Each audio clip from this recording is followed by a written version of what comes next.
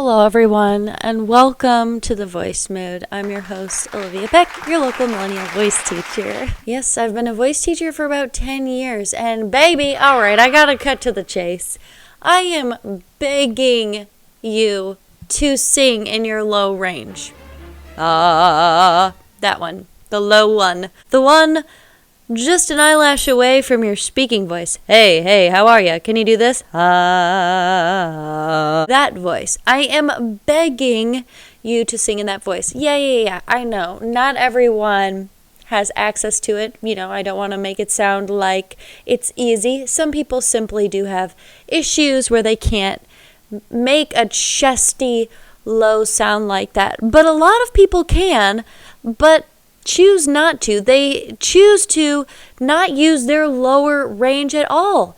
They don't even know how low they can sing. It's very important, though, to explore your lower range, see how low you can go, and I will tell you why. It is a huge blind spot for singers, and why it's important for that to be not a blind spot any longer.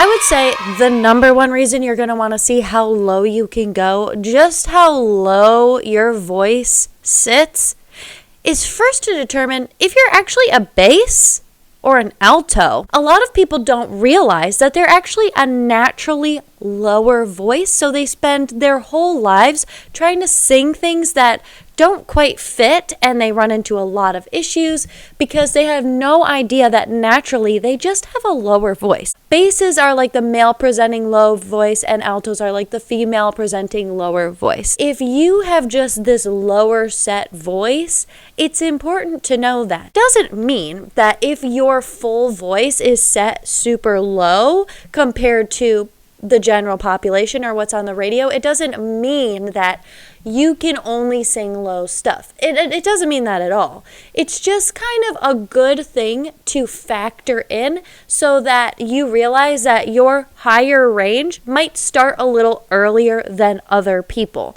And there's a lot of really fabulous low voices who can sing as high as anybody else.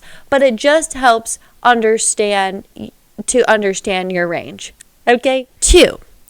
Your lower range is going to be used in like every song. We can't avoid it. Also, you need access to that chest voice to be able to create other sounds. There's this really great saying I heard very recently about how you create mixed voice, and it's similar to how you create purple. Okay? So if chest voice is red and head voice is blue, mixed voice would be purple, and you kind of need a little bit of both to create a mixed voice.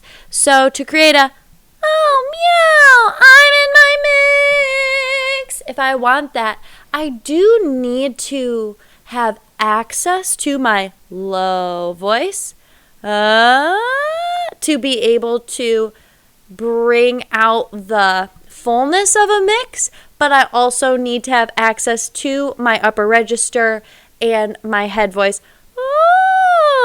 as well to create it. So you need both.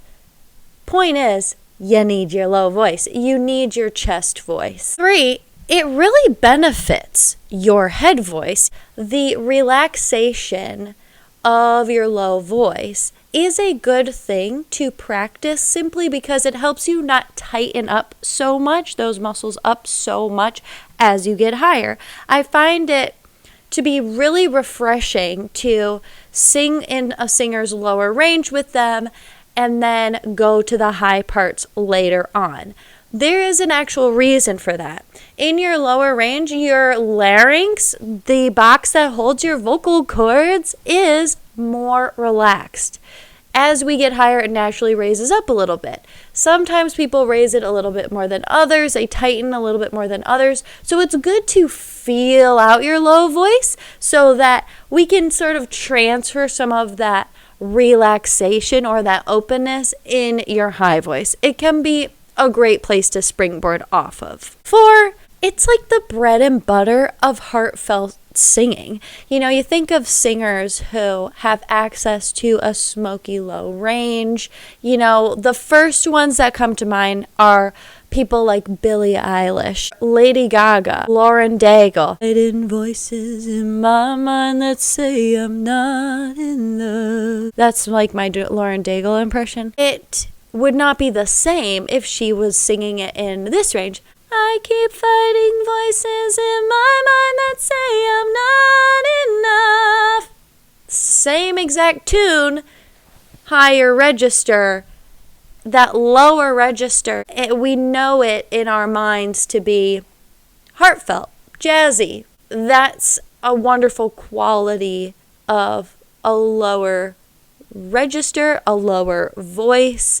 And 5, overall, in your singing journey, you are going to use that lower register, whether it's mixing it into your middle range or strictly using it in the lower parts of your songs, just as much, if not more, than your high voice. So it's really important to develop your lower range and to appreciate it, nurture it. A good way to do that is just by nurturing your speaking voice and transferring speaking to singing. Putting it in your speaking voice and connecting to that sensation. Or when you're doing your warm-ups, just make sure you travel all the way down and you're not just worried about how high you can go, which is a really common thing. Most people just want to sing really high, and it's not your fault. It's just the way we are as a society, I think. Anyways, if you have any questions about this, go ahead and leave them in the comments. I do a Q&A almost every Thursday live on this channel, or of course, you can check out the description to the links to get a voice lesson with me. I'd love to meet you and help you with your singing voice. All right, take care of yourself and each other. Bye.